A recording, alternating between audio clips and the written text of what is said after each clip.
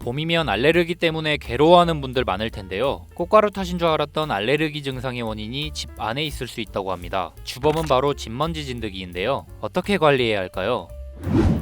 최근 국내 연구진 분석에 따르면 우리나라 성인 남녀가 가장 많은 알레르기 반응을 보이는 물질은 진먼지 진드기입니다. 수치를 보면 북아메리카 진먼지 진드기, 유럽 진먼지 진드기에 대한 알레르기 반응이 30% 이상으로 높게 나타났는데요. 반면 꽃가루 알레르기는 10% 미만으로 비교적 낮은 수치를 기록했습니다. 특히 진먼지 진드기는 매우 작아 맨눈으로 보기 어려운데요. 침구류, 카펫, 커튼 등에서 주로 서식하며 피부 각질, 먼지, 곰팡이 포자 등을 먹이로 합니다. 또 따뜻하고 습한 환경에서 잘 번식하고 구조상 환기가 원활하지 않은 아파트형 주거 환경에서 많이 발견됩니다. 진먼지 진드기가 사람 몸의 기생에 흡혈하지는 않지만 건강에 영향을 미칠 수 있는데요. 진먼지 진드기가 사체라든지 배설물 내에 존재하는 20가지 알레르겐이 우리 체내로 들어왔을 때 아토피 피부염의 악화, 알레르기 결막염 이런 증상들이 생길 수가 있습니다. 알레르겐이 호흡기를 자극하면 알레르기 비염을 일으킬 수 있습니다. 증상이 만성화되면 축농증, 중이염 등 합병증이 생길 수 있고 천식 환자는 발작으로 악화할 우려가 있죠. 알레르기 증상이 나타나면